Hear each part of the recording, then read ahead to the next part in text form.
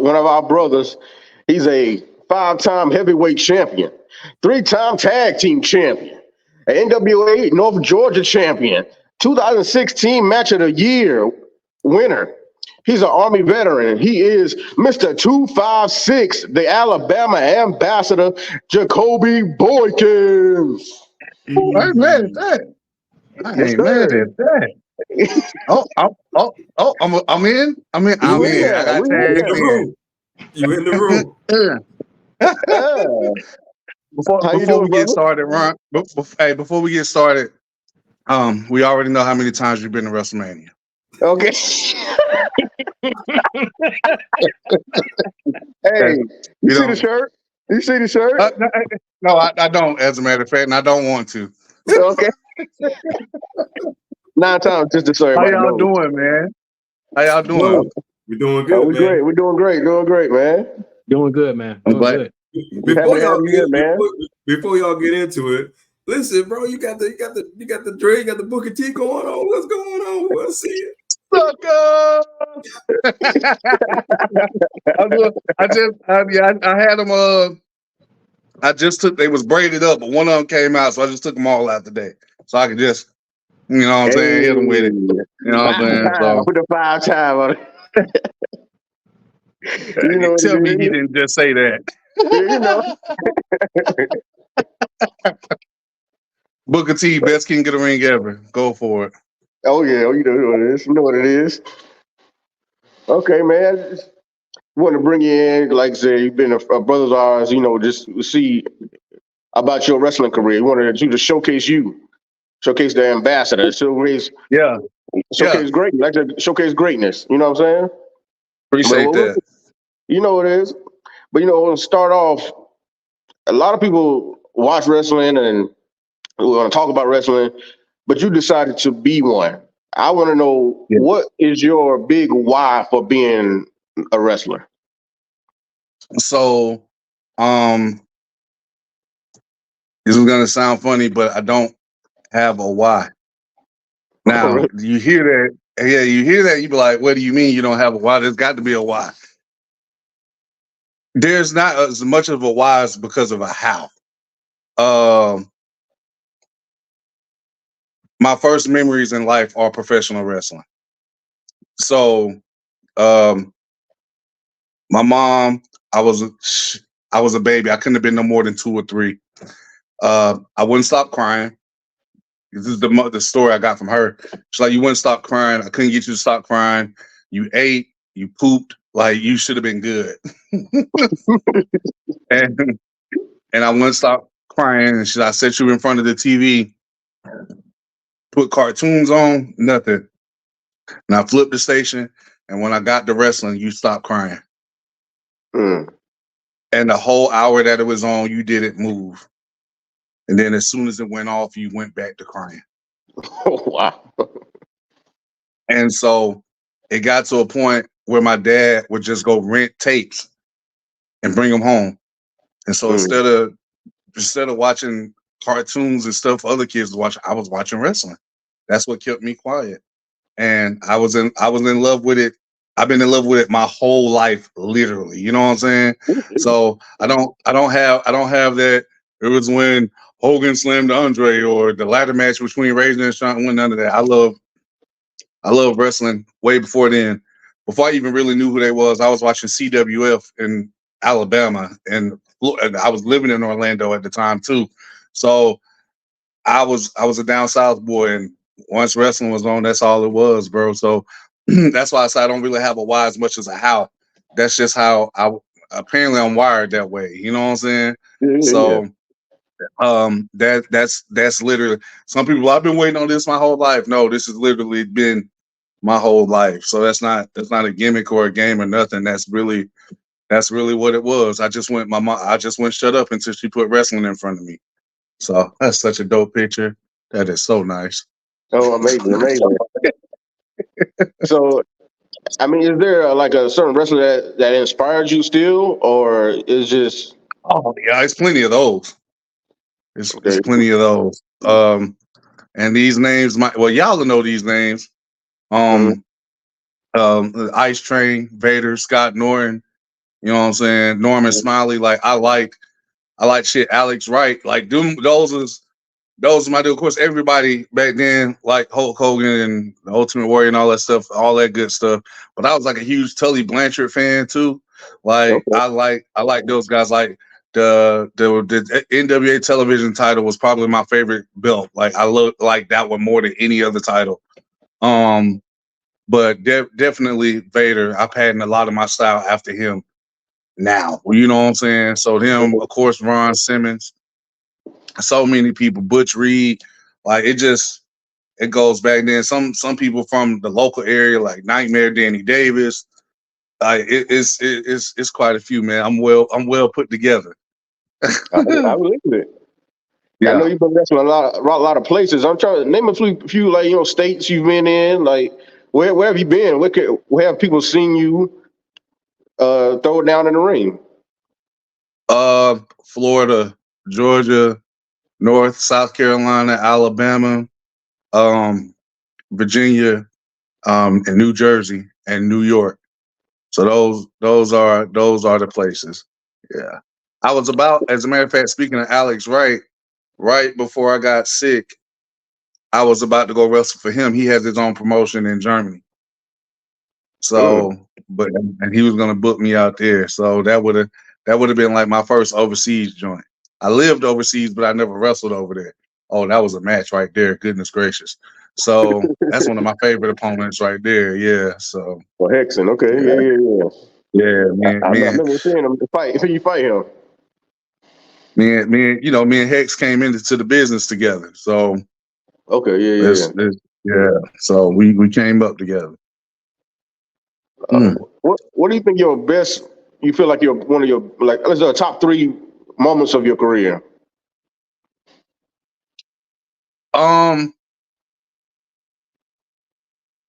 You was there for the first one. Yeah. When I cashed in my title shot and won the Flatline Championship, and being able to hand that championship to my mom after I won it, that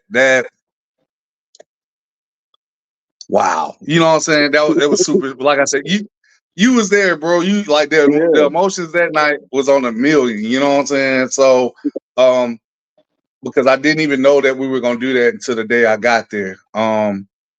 Because I had won that. You know, you have to win a Rumble to get that title shot. It's not a ladder match in Flatline. You got to win a Rumble to get that kind of title shot. And I won that Rumble 2 years in a row. In the first year, my title shot got spoiled. And so, because I told everybody when I was going to do it, so I was like, all right, this year I won it. I'm not saying nothing. Mm-hmm. and and it was an awesome moment to win that championship that night in that fashion. It was my Money in the Bank moment. You know what I'm saying? Yeah. And so that winning my first heavyweight championship in 2012 was a crazy night too. I had a bunch of my cousins show up from Alabama and North Georgia, of all places, to come see me wrestle. When I won the title, my cousin threw a bunch of money in the air. It was the funniest. Hey, bro, it was crazy. And I could say my third moment was it could be when I won my 4th heavyweight championship in front of my kids, or no, you know what? I'm gonna go with the Team Alabama, Team Georgia match, which is on YouTube. When I beat Moose, my team beat Moose's team, and yeah, I was the sole survivor in that match. It was me and Moose at the end, and if you thought the night that I won the title was cool because of the baby face I was, you went 25 minutes down the road. I was the biggest heel in the world. But it's easy to be a heel in Georgia when you're from Alabama. So Yeah. you know what I'm saying? It's the most delightful and easiest work I've ever done. And Ti and Tiny and the little bad boy that he just choked out was there. And yeah, they was there. And it was crazy. As a matter of fact, Fireman, who's the referee in NXT now, he had booked the show, and he was like, "Man, we should have put that match on last because the crowd used up all their energy during that match." You know what I'm saying? So it was just, it was that. Yeah, I would go with that Team Alabama versus Team Georgia match. They was booing me so loud. It was like I was getting booed like Dominic. Oh, big Yeah, boo, like that. big heat I out there. could, like, even when I go back and watch it now, I can barely hear the promo because they're booing me so much. But that's exactly what we wanted. And then when Moose came out there, you would have thought the damn Rock had or somebody came out there. You know what I'm saying? Like it was loud, loud. And I didn't know he was over like that because I had never met Moose before that day. I just met him that day. Oh wow. And I knew that he was over in Atlanta, but we was in Thompson, and I was like, I didn't know it was like this, you know. Yeah. So but yeah, those would be my three favorite, bro. Those would be my three favorite. Okay. Yeah. So it's a lot of people, want to get into business or whatnot. What can you tell them are like some like pros and some cons of being a wrestler? If you don't love it, don't do it. Mm. That like if you don't love it, don't do it. That's why I can lead off with the most. Things are a lot different now getting in than it was back then that was almost 20 years ago when I first broke in. So things are a lot different now. I think it's a lot easier to break in now than it was back then. I only broke in by chance, literally by chance. I got in, but I had been wanting to do it my whole life. And I just happened to see dudes at the flea market promoting the show. And I told them, I said, I want to wrestle. And they was like, well, we know we did say, call this guy right here. And it happened to be Roger. So, and we all ended up at the barn. Okay. Yeah. Remember them days. Hey, we the ambassador and the stunners, yeah. Oh yeah. Yeah, we Good was in there. times, good stuff. Yeah. So I would tell people if you don't love it, just don't worry about it. Unless now, like you getting called right to WWE and you're an athlete and they signing you, then you getting paid. That's a bit different. But you got to dedicate yourself to it fully. Ain't no half stepping, because when you half step, you're gonna hurt yourself or hurt somebody else, and that you don't ever want to have a reputation of being an unsafe worker. Like that's just not cool. You can be stiff. You can be. You know what I'm saying. You can be a lot of different things, but you can't be unsafe. You know what I mean? But you gotta have a love for it, and understand your circumstances. Some people come in making money right away. Some people don't. I know I didn't. And unless I get signed after I'm done going through all this health stuff, I'll never make the money back that I spent on it. But money really wasn't an issue then, because I tell a lot of people now the stuff y'all breaking y'all neck to try to get, I got already. I had everything. Like material wise, like a car, a house, all that. I'm good. I'm doing this because I love it. Not saying I don't want to make a lot more money, but I got to learn this. You know what I'm saying? And hone my craft. And if you're not really trying to be better, or try to be the best at doing it, then don't do it. Stay away from it, because what you end up doing is tarnishing the product. If one of us look bad, we all look bad. You know what I mean? Oh yeah. I believe that. One serious question I wanted to ask was, what does it mean to you being black in wrestling?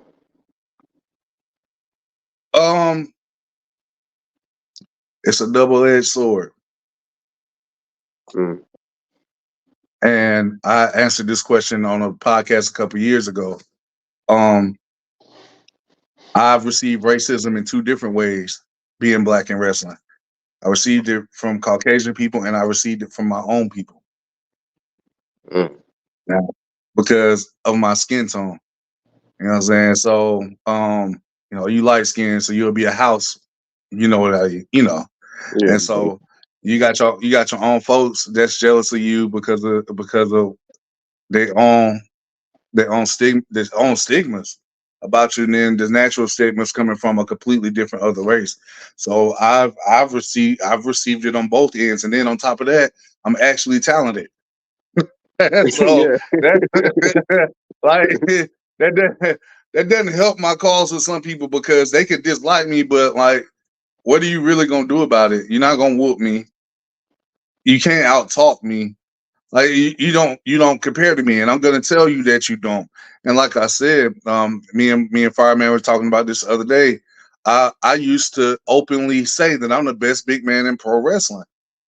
And I used to get no, nowadays when you say anything that it's almost like an instant rebuttal you get. Mm. When I would say that or I used to post that, nobody would disagree. Nobody. Mm. But I was that serious about what I said and meant. I don't play no games. If I say it, I mean it. You know what I mean? So but I was putting in the work to be as good as I claim to be. You know what I mean?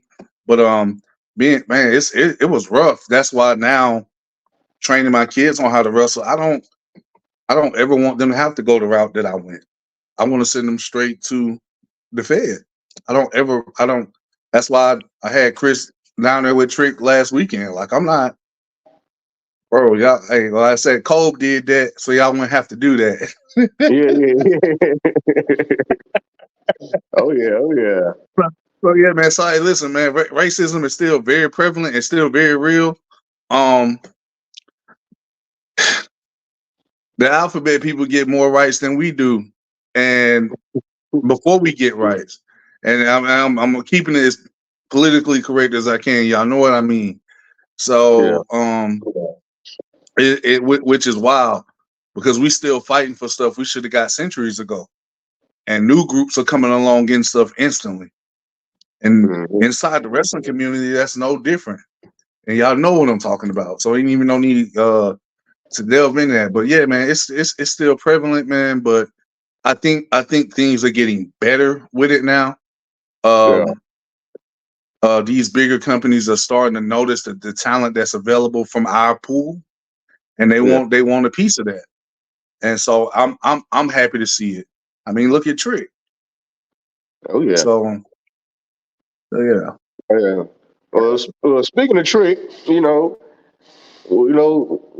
watch NXT. We've seen you actually on NXT TV with Yeah. Trick Williams and Yeah. Carmelo Hayes. So tell us how that came Yeah. about. I went to Junior's birthday dinner, and then Trick called me. Oh, I was like, oh, okay. Like, because we especially at the beginning of his run, we talked a lot more then, but we still talk now. But some of the times it's through text. Trick normally calls me now after a big match. Like he called me right after Stand and Deliver. He called me that night. But on this particular night, he called me. He say, man, we finna start doing these vignettes. We don't know where yet. We're thinking about doing a barbershop, but they was like, is there anybody you want in it with you?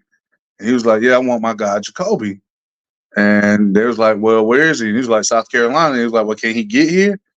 And he was like, yo, so can you get here? I said, I'm already there. And it was quick though, man, because I didn't even get a chance to see Sean while I was down there. It was that fast. I was probably down there for about 19 hours, if that. mm. I did. We did Junior's birthday dinner on a Wednesday after dialysis. That Thursday, I got up and drove to Orlando. No, that Wednesday night I drove to Orlando, and Thursday we chilled. And I did the vignette and came back that same night, just like that. Mm. Should have just stayed, but yeah, but that's how it happened.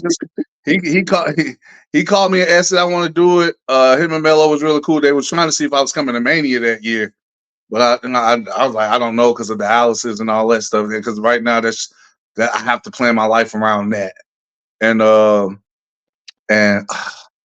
said, man, and this is when he was a North American champion, and I saw that championship, and I didn't even want to touch it. Mm. That's the wrestler in me, though. I said, if I touch the title, I'm the champion. I said, I got to be the champion if I grab that title, and I'm not. so I don't even want to touch it. And he was like, he wanted me to grab it. I was like, I'm good.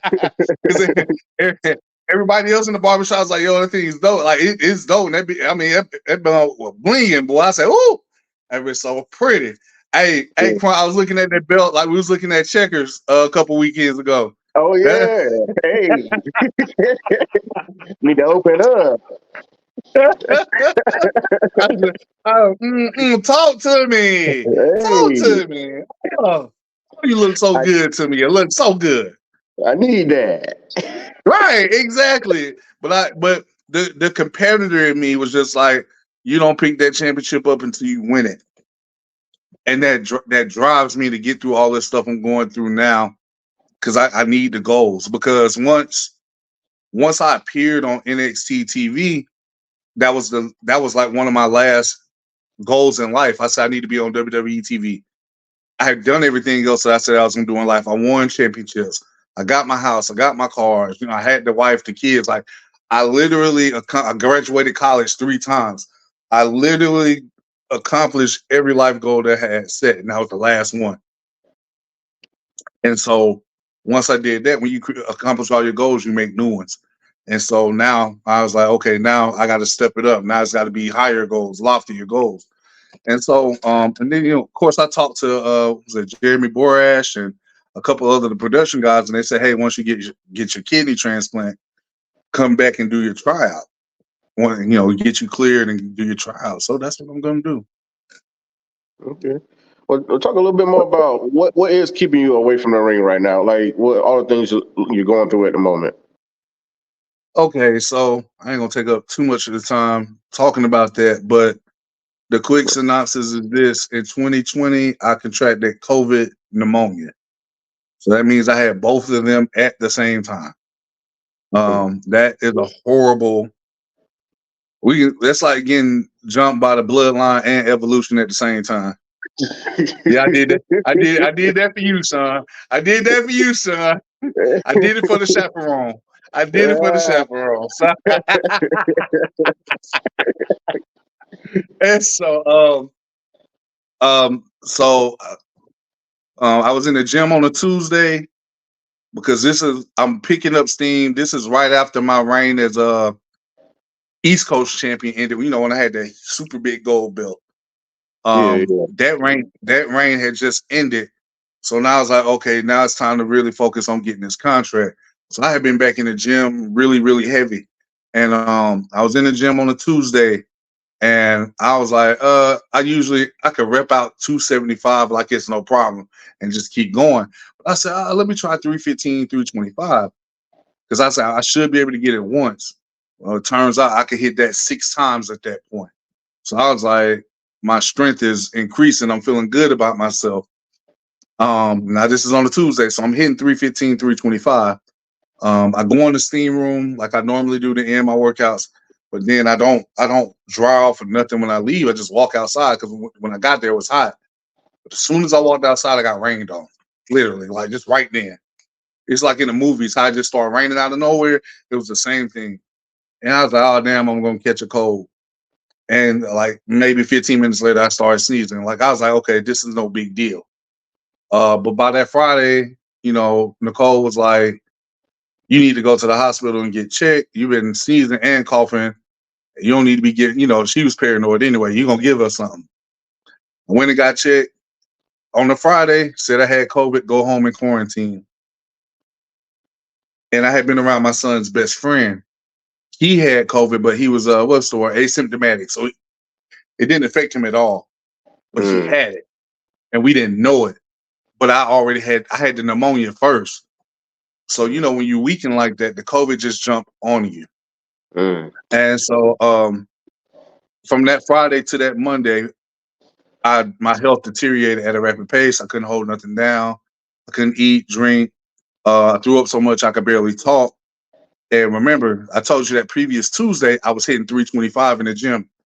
By that next Monday, I couldn't lift a Gatorade bottle. I couldn't lift it. And I mean, struggling, just arm shaking like a stripper on a Saturday night.